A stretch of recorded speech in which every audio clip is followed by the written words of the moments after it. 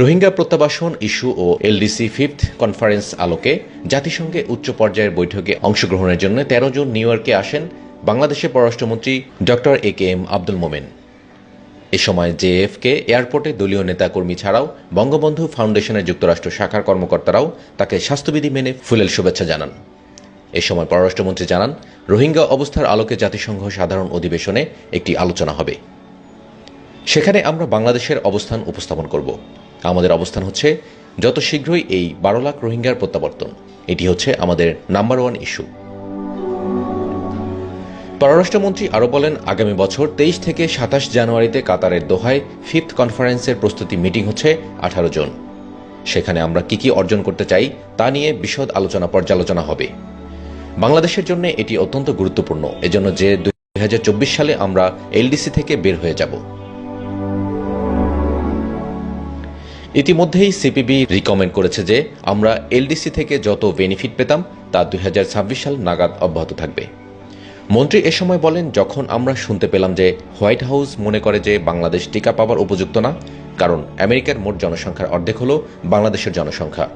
আমেরিকায় করোনায় সে সময় পর্যন্ত প্রায় ৬ লাখ মানুষের মৃত্যু হয়, কিন্তু বাংলাদেশে তখনও মৃত্যু সংখ্যা ছিল প্রায় ১১,০০০।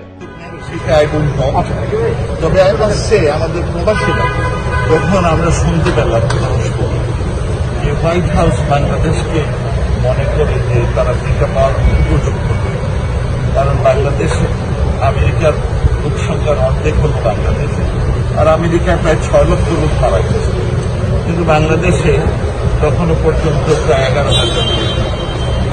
তারা মনে করে যে ঠিক মানে ক্রিটিক্যাল ইস্যু করবে বাংলাদেশ। যে সমস্ত দেশগুলোতে বেশি লোক মারা যাচ্ছে তারা একটা লিস্ট করেছে, সেখানে শুনলাম আমরা নাই।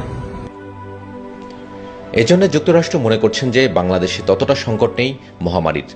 এজন্য সেসব দেশে করোনায় বেশি মানুষের মৃত্যু হয়েছে সেগুলোর একটি লিস্ট করেছিল, সেখানে আমরা নাই। আপনারা জেনে খুশি হবেন যে ১,৬৫৪ জন প্রবাসী বাঙালি, এরা ডাক্তার, ইঞ্জিনিয়ার, অন্যান্য প্রফেশনাল, তারা একটি পিটিশন দেন হোয়াইট হাউসে। এর পরিপ্রেক্ষিতে হোয়াইট হাউসের দৃষ্টিভঙ্গিতে কিছুটা পরিবর্তন এসেছে, কারণ আমরা হোয়াইট হাউসকে অবহিত করেছি যে বাংলাদেশে প্রায় ১৫ লাখ লোক প্রথম ডোজ নিয়েছেন, দ্বিতীয় ডোজ পাচ্ছেন না টিকা নেই বলে। অন্তত কোর্স সম্পন্নের সাথে যেন যুক্তরাষ্ট্রের ওই পরিমাণের টিকা দেয়। এদিকে করোনার টিকা বিতরণ, বিক্রি, অনুদানের সমস্ত সিদ্ধান্ত নেয় হোয়াইট হাউস। রাজনৈতিক এবং প্রশাসনিক দৃষ্টিকোণ থেকে এটি নেওয়া হচ্ছে। এমনই অবস্থায় জৈনিক ব্যক্তির উদ্ধৃতি দিয়ে ঢাকার কোনো বেসরকারি টেলিভিশন চ্যানেলে 4 প্রবাসীর উদ্যোগে ৭০ লাখ টাকা যুক্তরাষ্ট্র থেকে বাংলাদেশে নেওয়া হচ্ছে বলে যে সংবাদ প্রচারিত হয়েছে তা নিয়ে বিস্ময় দেখা দিয়েছে সমগ্র কমিউনিটিতে। এমন তথ্যের কোনো বাস্তবতা নেই বলে সকলে অভিযোগ করেছেন। ২০ জুন ঢাকার উদ্দেশ্যে নিউ ইয়র্ক ত্যাগের আগ পর্যন্ত যুক্তরাষ্ট্রের পররাষ্ট্রমন্ত্রী সহ বাইডেন প্রশাসনের সাথে ঘনিষ্ঠ সম্পর্ক রয়েছে এমন রাজনৈতিক, পেশাজীবী, সমাজ সংগঠকদের সাথেও। করোনা টিকার ইস্যুতে কথা বললেন ডক্টর মোমেন। এছাড়া বাংলাদেশের স্বাধীনতার সুবর্ণ জয়ন্তী এবং মুজিববর্ষ উপলক্ষে new York, new jersey, new Hampshire, Georgia, Louisiana, Washington DC থেকে প্রোক্লেমেশন, রেজুলেশন ছাড়াও কংগ্রেসে এ সম্পর্কে একটি প্রস্তাব উত্থাপনে যারা কাজ করছেন তাদের সাথেও কথা বললেন পররাষ্ট্রমন্ত্রী। মার্কিন মূল্যকে বাংলাদেশের ইমেজ মহিমান্বিত করতে সামনের দিনগুলোতেও কিভাবে জোরালো ভূমিকায় অবতীর্ণ হওয়া যায় সেসব প্রাধান্য পাবে ওই আলোচনায়। এদিকে জেএফকে এয়ারপোর্টে কাতার এয়ারলাইন্সে অবতরণের পর পররাষ্ট্রমন্ত্রীকে স্বাগত জানান ওয়াশিংটনে বাংলাদেশের রাষ্ট্রদূত এম শহীদুল ইসলাম, জাতিসংঘে বাংলাদেশের স্থায়ী প্রতিনিধি ও রাষ্ট্রদূত রাবাব ফাতিমা এবং নিউ ইয়র্কে বাংলাদেশের কনসাল জেনারেল সাদিয়া ফাইজুন্নেসা। নেতৃবৃন্দের মধ্যে এয়ারপোর্টে আরও ছিলেন যুক্তরাষ্ট্র আওয়ামী লীগের সভাপতি ডক্টর সিদ্দিকুর রহমান সহ কর্মকর্তারা, বঙ্গবন্ধু ফাউন্ডেশনের যুক্তরাষ্ট্র শাখার সেক্রেটারি আব্দুল কাদের মিয়া সহ কর্মকর্তাগণ।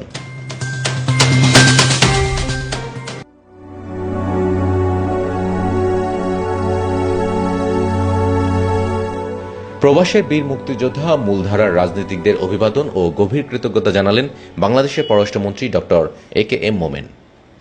স্বাধীনতার সুবর্ণ জয়ন্তী এবং মুজিববর্ষ উপলক্ষে মার্কিন কংগ্রেস, নিউ ইয়র্ক এবং নিউ হ্যাম্পশায়ার স্টেট পার্লামেন্টের উভয় কক্ষ, নিউ জার্সি, জর্জিয়া এবং লুইজিয়ানা স্টেটের রেজুলেশন ও প্রোক্লেমেশনের কপি পররাষ্ট্রমন্ত্রীর নিকট আনুষ্ঠানিকভাবে হস্তান্তর উপলক্ষে ১৬ জুন নিউ ইয়র্কে বাংলাদেশের কনসাল জেনারেলের অফিসে নম্বর ১ অনুষ্ঠানে ডক্টর মোমেন আরও বলেছেন, শেখ হাসিনার নেতৃত্বে বাংলাদেশ আজ উন্নয়নের ক্ষেত্রে বিশ্বের রোল মডেলে পরিণত হয়েছে।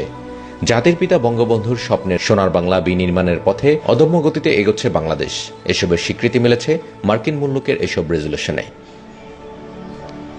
দেশমাতৃকার টানে মুক্তিযোদ্ধা ও সচেতন প্রবাসীগণকে নিজ নিজ অবস্থান থেকে এমন কাজ অব্যাহত রাখতে হবে বলেও উল্লেখ করেন ডক্টর মোমেন। ডক্টর মোমেন বিশেষভাবে উল্লেখ করেছেন, প্রবাসীরা হচ্ছেন বাংলাদেশের বিশেষ দূত। সে চেতনায় প্রধানমন্ত্রী শেখ হাসিনাও যথেষ্ট উদার এবং আমরাও সাধ্যমতো সচেষ্ট রয়েছি যে কোনো সমস্যার সমাধানে।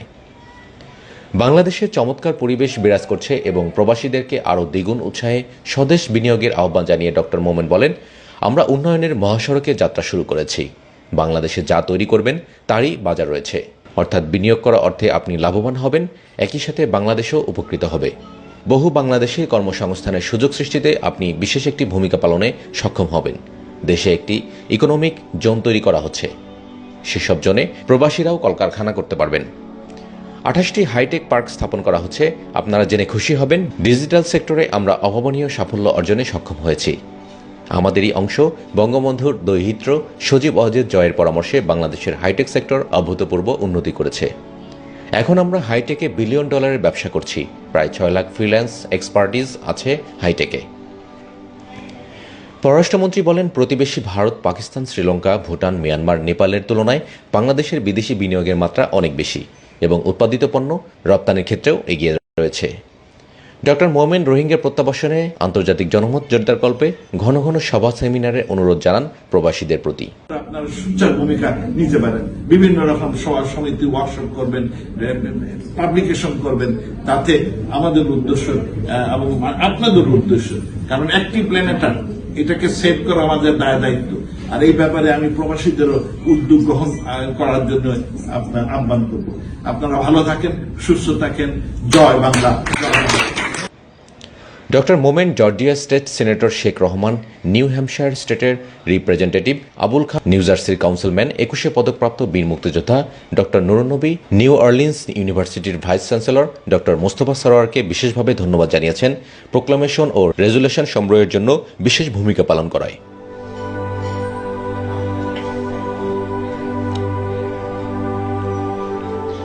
নিউ ইয়র্কে বাংলাদেশের কনসাল জেনারেল সাদিয়া ফাইজুন্নেসার সমন্বয়ে করোনাকালেই বিভিন্ন স্টেট ও কংগ্রেসে এসব প্রোক্লামেশন বা রেজুলেশনের জন্য কাজ করছে বঙ্গবন্ধু ফাউন্ডেশনের যুক্তরাষ্ট্র শাখা, সেক্টর কমান্ডার্স ফোরাম, যুক্তরাষ্ট্র বঙ্গবন্ধু পরিষদ সহ কয়েকটি সংস্থা। যুক্তরাষ্ট্র শাখা, সেক্টর কমান্ডার্স ফোরাম, যুক্তরাষ্ট্র বঙ্গবন্ধু পরিষদ সহ কয়েকটি সংস্থা। এগুলোর নেতৃত্বে রয়েছেন বীর মুক্তিযোদ্ধারা। এসব হস্তান্তরকালে বঙ্গবন্ধু ফাউন্ডেশনের সভাপতি বীর মুক্তিযোদ্ধা ডক্টর খন্দকার মনসুর এবং সেক্রেটারি আব্দুল কাদের মিয়া ছাড়াও বক্তব্য রাখেন সেক্টর কমান্ডার্স ফোরামের সভাপতি বীর মুক্তিযোদ্ধা রাশেদ আহমেদ। আমেরিকা বাংলাদেশ অ্যালায়েন্সের প্রেসিডেন্ট এম.এ. সালাম এবং সমগ্র অনুষ্ঠানের সঞ্চালনা করেন বঙ্গবন্ধু ফাউন্ডেশনের কমিউনিকেশন ডাইরেক্টর বীর মুক্তিযোদ্ধা লাবিলু আনসার। এ সময় কনসাল জেনারেল সাদিয়া ফাইজুন্নেসা সংক্ষিপ্ত এক বক্তব্যে বলেন, বাংলাদেশের স্বাধীনতার সুবর্ণ জয়ন্তী ও মুজিব বর্ষ উপলক্ষে প্রবাসের বীর মুক্তিযোদ্ধাগণের নানা উদ্যোগে সম্পৃক্ত থাকতে পেরে প্রবাস বান্ধব ও জনবান্ধব শেখ হাসিনা সরকারের প্রদত্ত একটি অঙ্গীকারের পরিপূরক দায়িত্ব পালনে সক্ষম হয়েছি, যার নির্দেশ সবসময় পাচ্ছি পররাষ্ট্রমন্ত্রী মহোদয়ের কাছ থেকে। বাংলাদেশ কনসুলেট জেনারেলে বাংলাদেশ গণপ্রজাতন্ত্রী বাংলাদেশ সরকারের মাননীয় পররাষ্ট্রমন্ত্রী doctor A K. Abdul Momen sir এবং এখানে উপস্থিত ম্যাডাম সেলিনা মোমেন এবং আমাদের আরো সৌভাগ্য যে আমরা গণপ্রজাতন্ত্রী বাংলাদেশ সরকারের মাননীয় সংসদ সদস্য নারায়ণগঞ্জ 4 আসন থেকে শামীম ওসমান স্যারকে পেয়েছি। ম্যাডাম শামীম ওসমান এসছেন এবং আপনারা অনেক দূর দূরান্ত থেকে, স্টেটের বাইরে থেকে আজকে এসেছেন মাননীয় পররাষ্ট্রমন্ত্রীর সাথে দেখা করতে এবং বীর মুক্তিযোদ্ধাবৃন্দ যারা আছেন তাদের সবাইকে প্রথমে স্বাগত জানাচ্ছি এবং সেই সাথে আমি দুঃখ আপনাদের কাছে মাফ চেয়ে নিচ্ছি, যেহেতু আমাদের আজকে ওয়ার্কিং ডে। আমাদের মাননীয় পররাষ্ট্রমন্ত্রী বলেছেন যে সাদিয়া এক শর্তে কোনো কনসুলার সেবার ব্যাঘাত ঘটাতে পারবে না, সে কারণে আমরা কিন্তু কনসুলার হলরুমে বড় করে অনুষ্ঠান করতে পারিনি। স্যার আমাদের এই স্বল্প পরিসরে এসেছেন, এত একটি ইনফর্মাল অনুষ্ঠান হয়েছে, সবাইকে ঠিক মতো বসতে দিতে পারিনি, সেজন্য ক্ষমার সুন্দর দৃষ্টিতে দেখবেন আশা করি। কিন্তু এই যে স্যারের কথাগুলি আজকে আমরা শুনলাম, শামীম ওসমান স্যার যে কথাগুলি বললেন, এটি আমাদের ভবিষ্যতে চলার পাথেয় হয়ে থাকবে। আমরা আশা করব যে মাননীয় পররাষ্ট্রমন্ত্রী কিন্তু স্যার নিউ ইয়র্কবাসীর অন্তরের লোক এবং স্যারকে আমি বলেছি যে স্যার সবাই আপনার সাথে দেখা করার জন্য। পারিবারিক আমেজ এবং হৃদ্যতাপূর্ণ পরিবেশে সংক্ষিপ্ত এই অনুষ্ঠানে মন্ত্রী এবং বাংলাদেশের সংসদ সদস্য শামীম ওসমানকে বীর মুক্তিযোদ্ধারা ফুলেল শুভেচ্ছা জানান। এ সময় বিশিষ্টজনদের মধ্যে ছিলেন জাতিসংঘে বাংলাদেশের স্থায়ী প্রতিনিধি ও রাষ্ট্রদূত রাবাব ফাতিমা, পররাষ্ট্রমন্ত্রীর সহধর্মিণী সেলিনা মোমেন, আইগেন্টাবল ইউনিভার্সিটির chancellor engineer Abu Bakkar Hanif, sector commanders ফোরামের কোষাধ্যক্ষ ও বিশ্ববাংলা 24 টিভির সিও আলিম খান আকাশ, বঙ্গবন্ধু ফাউন্ডেশনের ভাইস প্রেসিডেন্ট হাজী জাফরুল্লাহ, মুক্তিযোদ্ধা সন্তানের convenor Ashraf Ali Khan Liton, Bangladeshi American Democratic ফ্রন্টের প্রেসিডেন্ট খোরশেদ খন্দকার, নিউ জার্সির হেলডন সিটির কমিশনার দেওয়ান বুজলু এবং নিউ হ্যাম্পশায়ার স্টেটের রিপ্রেজেন্টেটিভ আবুল খান।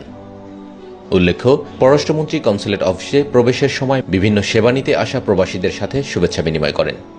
সেই কার্যক্রম অব্যাহত রেখেই ভেতরে মুক্তিযোদ্ধা জনতার এই পর্বটি অনুষ্ঠিত হয়। জাতিসংঘের রোহিঙ্গা এবং এলডিসি সম্পর্কিত শীর্ষ বৈঠকে অংশ নিতে নিউ ইয়র্কে অবস্থান করছেন পররাষ্ট্রমন্ত্রী। 20 জুন ঢাকার উদ্দেশ্যে রওনা দেবেন ড মোমেন।